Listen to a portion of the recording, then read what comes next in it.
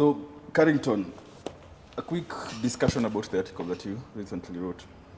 So, you make reference to an equivalence between, not really an equivalence, but similarities between artificial intelligence and the weather and societies. Would you elaborate a bit on that? Yes.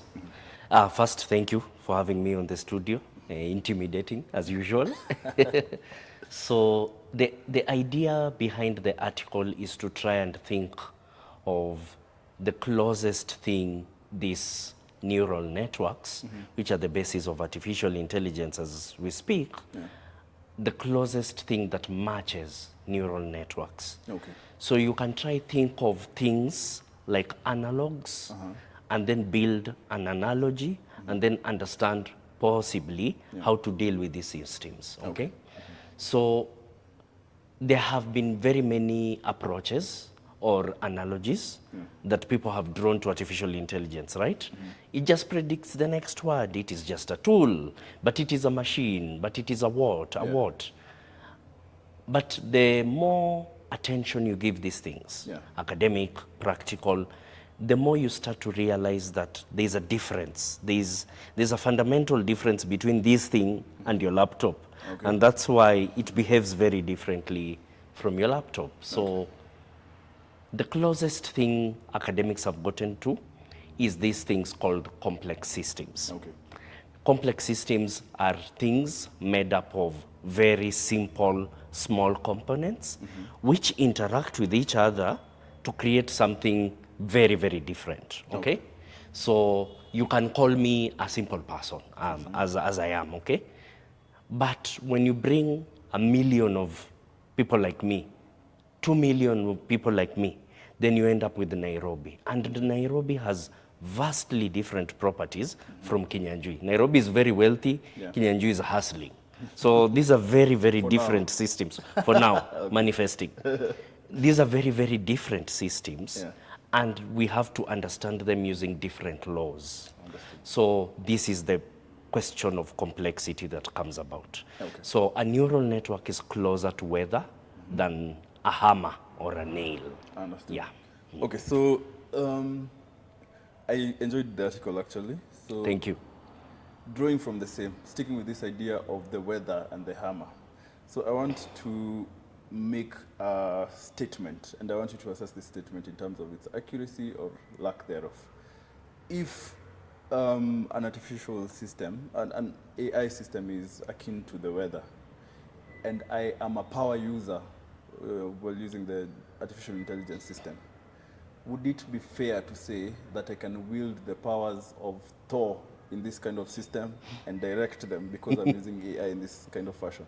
Yes. Is this a fair knowledge? And I'm sorry, now we have to get into Marvel fandom and Marvel stories. You brought up the hammer and the weather. I'm sorry. I was asking for it. I was honestly asking for it. So you would need Mjolnir, you would need the hammer to have some form of control over these systems. And I think it is appropriate that Mjolnir is a magical hammer, okay? So it is magical to imagine that we could have total control over these systems.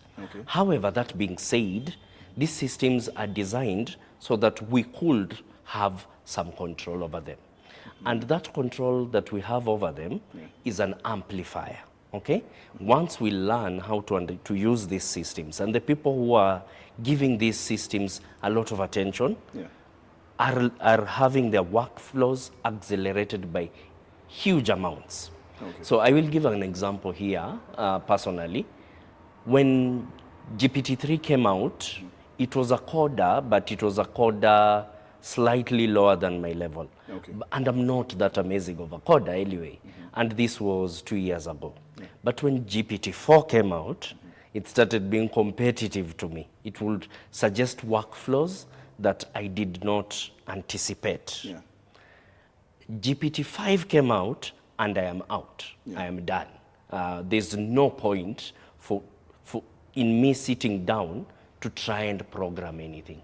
Now, GPT 5.3 codex, the coding agent, the agentic system that works independently and autonomously. Yeah. Just yesterday, I gave it something that I myself would have taken a week, and it worked for 2 hours alone without asking anything of me. Okay. So you can see the amplifications. I am a researcher, I can test a hypothesis in the space of 3 or 4 hours. Yeah. Okay? And I can inspect these workflows and try to understand. So there's a certain sense in which, if we learn to wield these complex systems, first, if we accept their power, we need to accept that they are powerful inside our head. Okay. If we accept their power, and then we learn how to wield these systems, I think there's something that will be there for us in the short term. Yeah. Okay. So I want to push this analogy a bit further and go into an aspect that you touched on in the article, which is the idea of decreeing and creating these hard and fast tools about how we can use these systems.